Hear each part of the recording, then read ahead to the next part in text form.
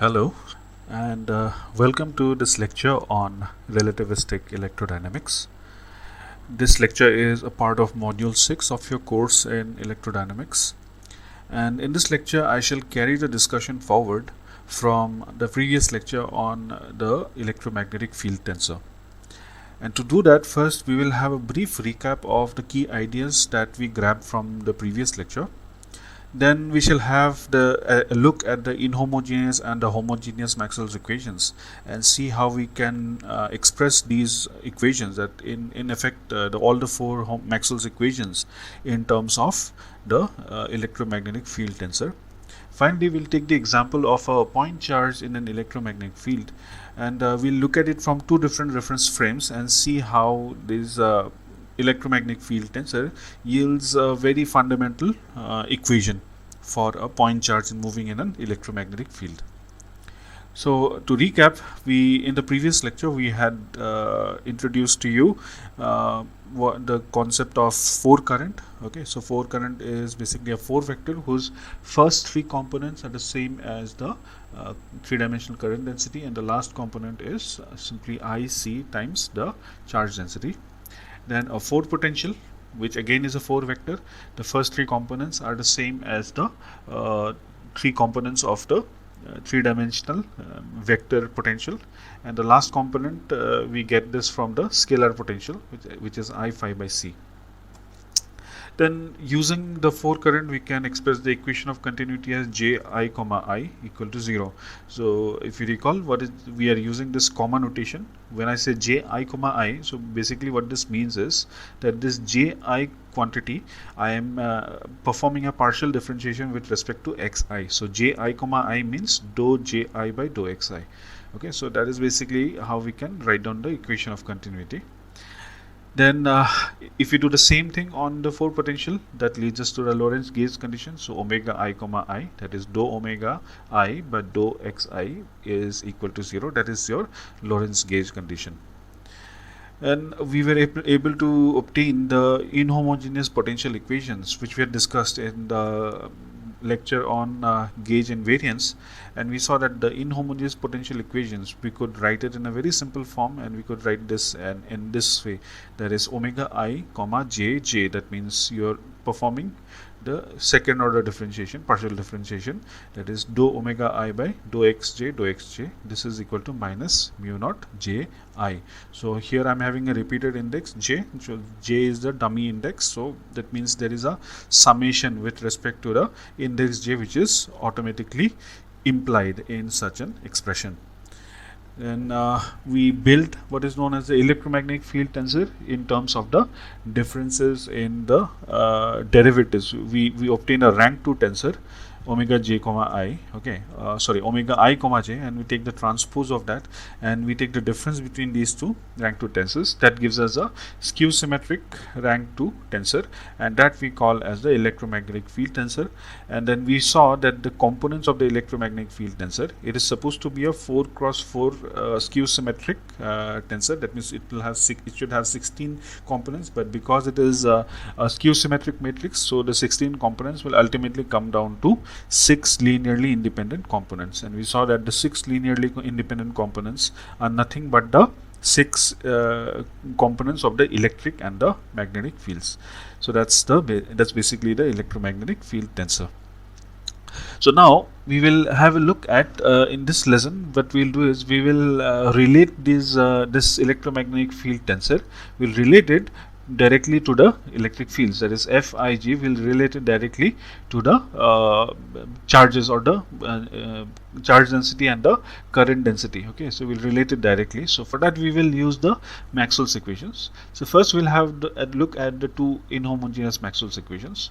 So the inhomogeneous Maxwell's equation corresponding to H is this, and the inhomogeneous Maxwell's equations corresponding to D is this. So this is basically the Gauss law, and this is the Ampere-Maxwell's law.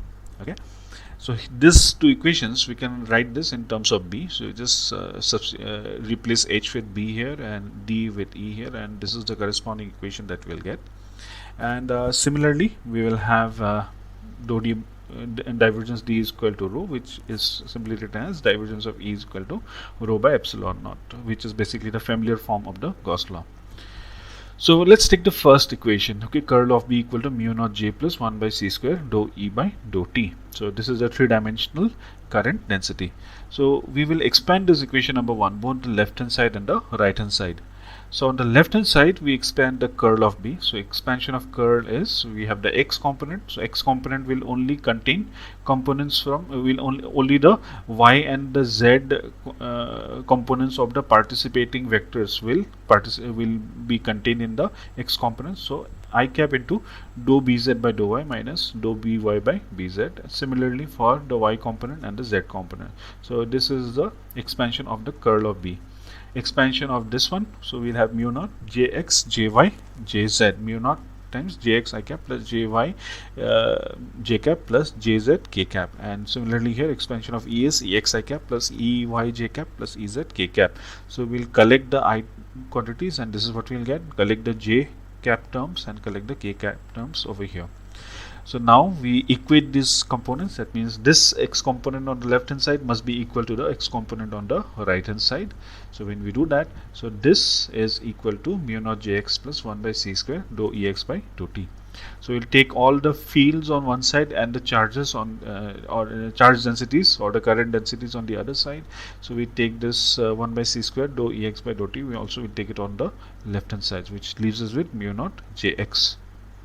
So this is what we have got, okay, dou bz by dou y minus dou by dou z minus 1 by c square dou ex by dou t is equal to mu naught jx. Now recall the electromagnetic field tensor, okay, so Fij, okay, this is what Fij is. So we just need to read out from here, okay. So for example over here bz, what is bz? We search for bz, we find bz over here. What is bz? Bz is the component in the field tensor which is in the first row and the second column. So bz can be written as, if I put I equal to 1 and j equal to 2, that is f12. F12 means the component in the first row and the second column, which is this one. So bz can be simply replaced with f12. And y is nothing but the second coordinate in Minkowski spacetime. So y I replace it with x2. Similarly, we have a minus by. What is minus by? Minus by is over here. So this quantity is in the first row, third column. So this is minus by is nothing but f13. Minus by is nothing but f13. And we have z here. Z is nothing but the third component of the Minkowski spacetime coordinates.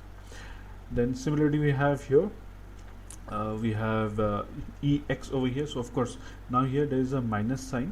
What we do is this t, if we write t in terms of x4, right, because t is equal to ICT, right, t is equal to ICT. So when we do that, then we'll find that this ex, okay, we can write it as f14, that is the first row, last column, first row and the fourth column, IEx by c. So we can write this down, ex as IEx, this last term we can write it as IEx by c. And if you include this in the denominator, if you include, instead of t we put ICT, okay, so this is some bit of manipulation which you can easily do on your own. Then we find out that this is your differentiating f14, that is this with respect to x4, and x4 is basically ICT. And mu naught jx, x, because you know capital J is the 4 vector. So what is the first component? First component is nothing but the x component of the three-dimensional current density. So this jx we can simply write it as j1. So this is what we have here. Okay, in a similar way, okay, proceeding in a similar way, that is, if we equate the y component, that is this, we equate with this, okay, and then just picking up the terms from the field tensor. In a similar way, we can show that there is an equation for mu naught j2 and mu naught j3, and this equation looks like this. Okay, so this is what we get. These are the equations that we got from the Ampere-Maxwell's law. Okay, so from Ampere-Maxwell's law, we got these three equations. Next, what is left is a Gauss law. Okay, that is the other inhomogeneous Maxwell's equation. So we have the Gauss law here. Again, expanding this equation. Okay, so left hand side we have dou ex by dou y, dou ey by dou y, dou ez by dou z, which is equal to rho by epsilon naught Okay, so now rho by epsilon naught, we'll just manipulate this, we'll multiply and divide by IC. So we have IC rho divided by I epsilon naught C, and 1 by epsilon naught C is equal to mu naught C. Okay, so this 1 by epsilon naught C, we replace it with mu naught C, and there's a C by I, we take it outside, and then I rho we'll keep it here. Then further manipulation, C by I, mu naught we keep it separately, and this C I club it together here, so we have IC rho over here. So this is what we get. Okay, so we take this C by I onto the other side, so we have I by C dou Ex by dou X plus I by C dou Ey by dou Y plus I by C dou Ez by dou Z, which is equal to mu naught IC rho. Okay, so again we pick up the terms from this one, so we have IEX by C, so it is IEX by C, IEX by C is over here. Okay, IEX by C is here, so this is the fourth row, first column, so this is basically this one, IEX by C, it is nothing but F41. Okay, similarly IEY by C, it is F42, and IEZ by C is equal to F43. Okay, so F41, F42, and F43. This X will be X1, Y is X2, and Z is X3. And if you recall, IC rho is nothing but the last component of the 4 current, so which is nothing but J4. Okay, so these are the 3 equations that we had got, equation 3, 4 and 5. These are what we had got from the Ampere-Maxwell's law, and this last equation is what we had got from the Gauss law. And we can actually combine these 4 equations, and we can combine it this like this. There is Fij comma j is equal to mu naught ji. Okay, so again this comma notation, that is when I say Fij comma j, it means dou Fij by dou xj. That's what it means. And again, if you note that we have a repeated index, j is a repeated index, so j is also a dummy index. That means there is a summation over j which is implied. Okay, so this when we sum this, so let's say for example I take I equal to 1. Okay, so I will be 1 here and j also will be 1 here, so I is 1 and j is 1. Sorry, I is 1 here on the left hand side and I is 1 on the right hand side. So what will be the values of j? Because j is repeated, so j it implies that there is a summation over j. So let's first say j is equal to 1. But when I put j is equal to 1, we have f11 because I is also 1. So f11 we know that it is already 0. f11 is 0. So that term is not going to play any part. So then j equal to 2 when I say. So f12 comma 2. Okay, f12 comma 2, which is basically this term. Then j will take the value 3. f13 comma 3, which is basically this term. Then j will take the value 4, which is f14 comma 4, which is basically this term. So only these 3 terms will remain, and lastly we have, of course we have 1 here, so we get this equation. So you put I equal to 2, you get this equation, I equal to 3, you get this equation, I equal to 4, you get this equation. So that means these 4 equations can be simply combined, and we can write it in a very elegant way. We can write it like this. So this equation number 7, okay, it's a very compact equation. It summarizes the inhomogeneous Maxwell's equations. Now coming to the homogeneous Maxwell's equations, so these are the homogeneous Maxwell's equations. So this is the Faraday's law, and this is the this does not have any name. We just call it as non-existence of magnetic monopoles. It is a consequence of that. So let's take equation number 8 and we'll expand this. Okay, so when we expand this, left hand side as usual we expand the curl, and on the right hand side we have 3 terms minus dou bx by dou t minus I cap minus minus I cap dou bx by dou t minus j cap dou by by dou t minus k cap dou bz by dou t. So, okay, this is the expansion on the right hand side. As before, we equate the components. So this quantity inside the bracket, it must be equal to this. So dou Ez by dou y minus dou Ey by dou z is equal to minus dou bx by dou t. Now to simplify this, we manipulate this a little bit by multiplying and dividing by IC, and I take this ICT, okay, this IC, I combine it with t here, so we write as dou ICT, and this I that we have in the numerator, I bring it to the denominator. Okay, so whenever I take a I from the numerator to the denominator, there will be an additional minus sign. That minus sign will cancel out this minus sign, so we'll get a plus. So plus c by I dou bx by dou ICT. Now take this term, we take it on the other side. Okay, and we multiply this throughout by I by C. So we'll have a I by C here, I by C here, and this I by C will cancel out this one. So this is what we will get. So this is what we have here. Again, we can, in a similar way, we can just pick up these terms from the electromagnetic field tensor. Okay, so we just multiply this entire thing with a minus so that we can make this term as positive. Okay, so we have minus I Ez by C. So we'll just find out what is minus I Ez by C. Where is minus I Ez by C? It's over here. Minus I Ez by C is F, it's in the third row, fourth column. So it is F34. Okay, similarly it is plus IEY by C, plus IEY by C. It is in the fourth row, second column. So F42. And BX, what is BX? BX is over here, which is F23.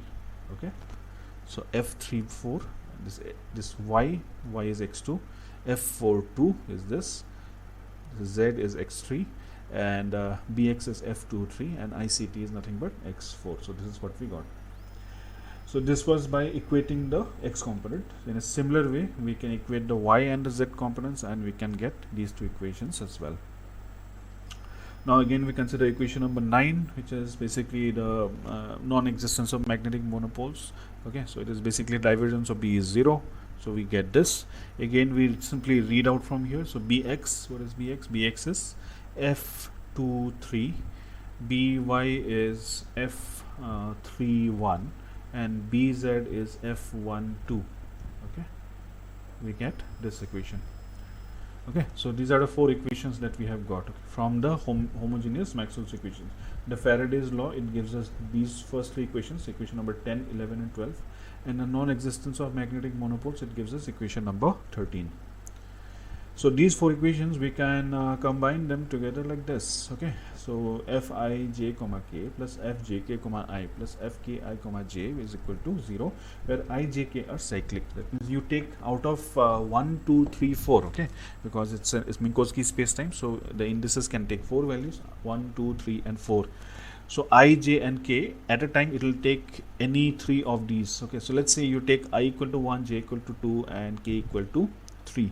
So I is 1, j is 2, k is 3. So F12 comma k, F12 comma k will be this term. This will be F23 comma 1, F31 comma 2. Okay, so where is this?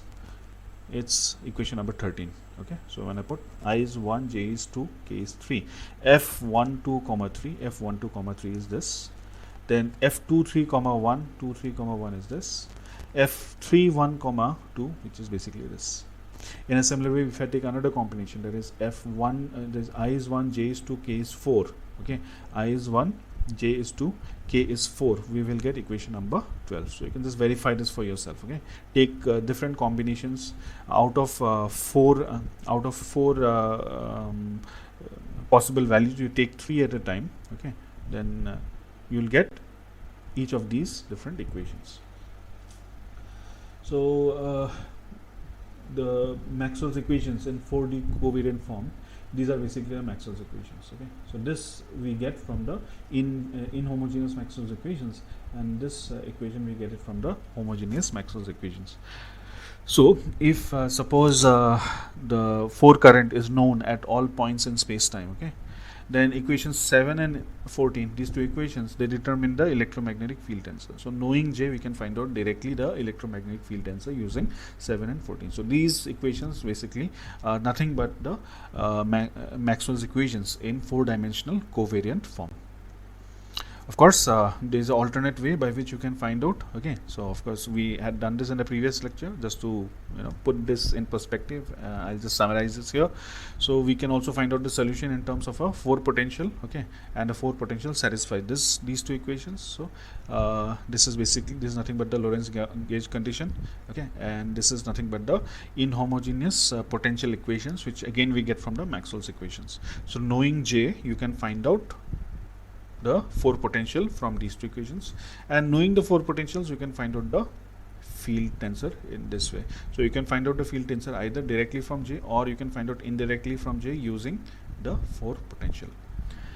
So now we'll just I just leave these to you, these two exercises for you to just try, just basically verification of whether these terms are indeed correct or wrong. Then let's take as an application, let's apply this to a point charge which is moving in an electromagnetic field. Okay, so let us say I have a point charge which is moving in an electromagnetic field. Okay, what we do is, now there are two ways by which I can look at this point charge. One way is I could look at this point charge from the lab frame. Lab frame is a frame which is basically stationary and the charge is moving in the lab frame. Or I could look at it from another frame which is also moving at this point charge, which is also moving with the point charge, and in that other frame the point charge is at rest. So there are two frames of references which I can take into consideration. One is the lab frame in which the charge is moving, and the other frame in which the charge is not moving. So let's, for simplicity, we'll take the frame in which the charge is instantaneously it's at rest. So if it's instantaneously it's at rest, then there will not be any magnetic force on this charge. So we only need to consider the electric field on this charge, and the force exerted, okay, on the charge will be simply Q times E naught, where E naught is the electric field. So this will be the instantaneous force which is exerted on this charge. So now the force, okay, the definition of force is F comma I m dot c divided by under root 1 minus v square by c square. Okay. So now this can also be written as I f dot v by c divided by F comma I f dot v divided by c divided by 1 minus v square by c square. So I'll leave it to you as an exercise. Okay, please try to find out how this I m dot c can also be written as this. I'll just give you a hint. I had given an exercise for you to solve in the previous, I think it was in the first lecture in this module, that was on 4 vectors. Okay, so I had asked you to verify that that the 4 force and the 4 velocity, okay, they are basically they are orthogonal. Okay, so capital F dot capital V is equal to 0, okay, using the definition of the inner product. Okay, so we just solve that, and from there you can directly see, you can obtain this result, that is I m dot c, derivative of m c, is equal to I f dot v by c. You can easily work this out from there. Okay, so F can be, the 4 force can be written in this way.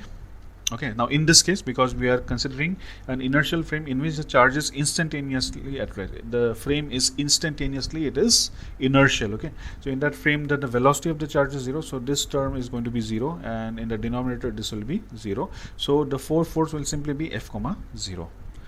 Okay, because it's a stationary IRF. Okay, so and what is F? F is Q E naught, so F will be simply equal to Q E naught comma 0. The first 3 components from the electric field, and the last component will be 0. So this is what we have here. So this is simply equal to E naught x, E naught y, E naught z. So I've just written this in terms of the 3 components. Now what is 4 velocity? 4 velocity is v comma ic divided by under root 1 minus v square by c square. So this 4 velocity, the first 3 terms in this case will be 0, because the charge is instantaneously, it's at rest with respect to the frame that we are considering. So this first 3 terms will be 0, and the last term will be simply equal to ic, and of course this denominator also will be equal to 1. So v is equal to 0 0 0 comma ic.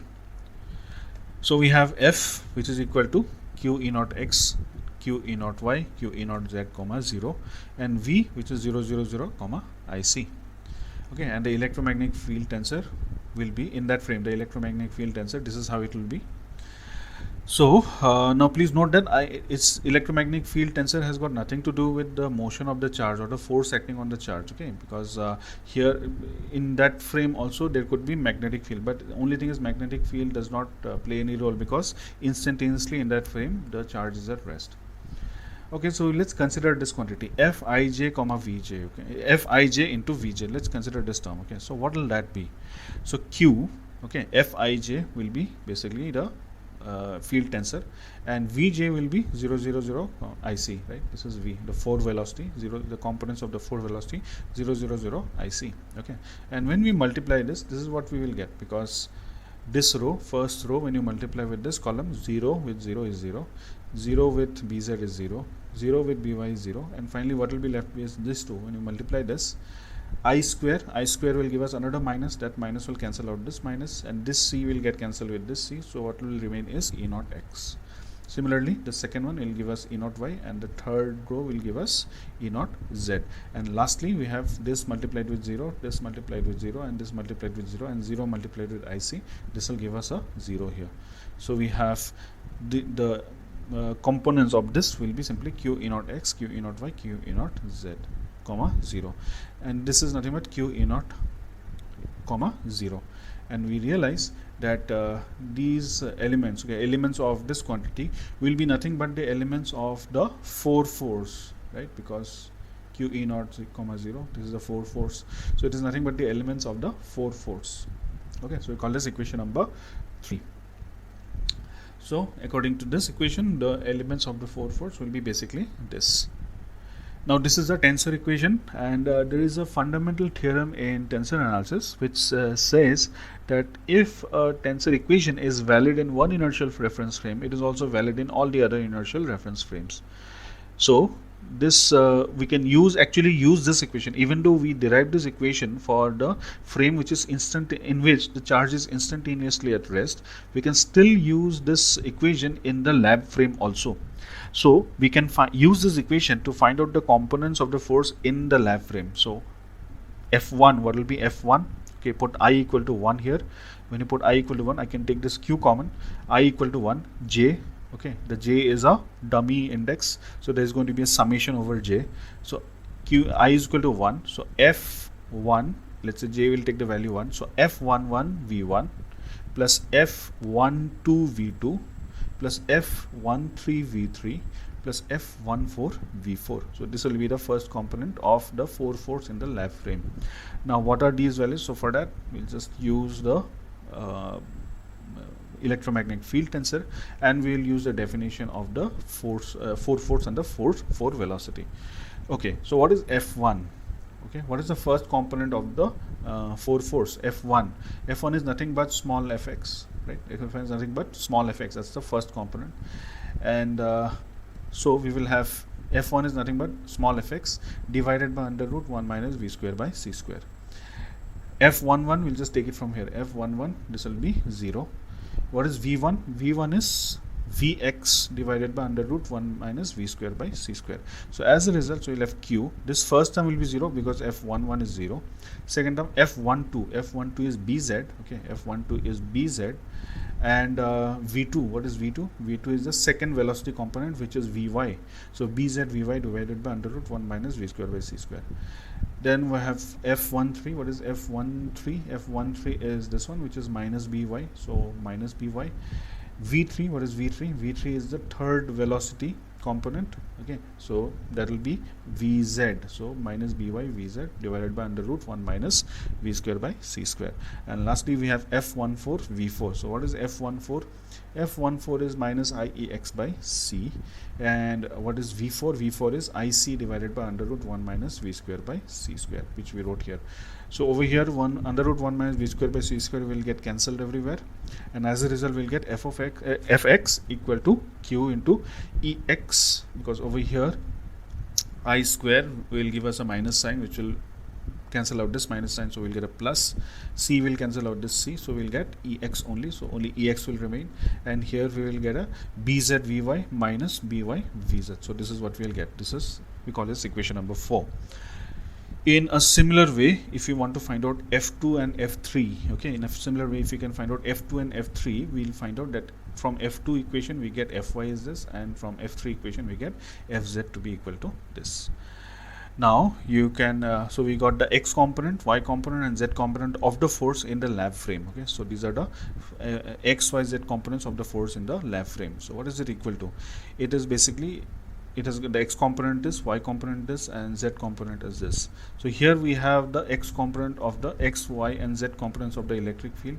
So when you combine them together, that is the force, okay, the three-dimensional force will be I cap into fx plus I cap into fy plus I cap into fz. So that means it will be equal to q into I cap into this entire term plus j cap into this entire term plus k cap into this entire term. Okay, so I cap into ex plus j cap into ey plus k cap into ez, which is nothing but the electric field. Then what about this one? Okay, this looks like, these look like the terms of a cross product, right? Because I cap into vy bz minus vz by, right? So this looks like a cross product term.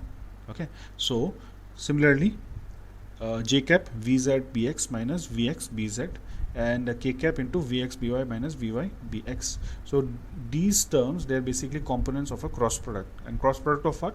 Cross product of the velocity with the magnetic field. So we can basically write this. Okay, the three-dimensional force could be written as q into electric field plus the cross product of the velocity and the magnetic field, which of course is nothing but the Lorentz force law. So you can see here we just considered a frame in which the charge is stationary, and using the electromagnetic field tensor we were able to derive the Lorentz force law in the lab frame. So with this I come to the end of this particular lecture. So please go through the slides and then verify the problems that we had done, and in case of any queries, please feel free to get in touch with me. So thank you for your patient listening.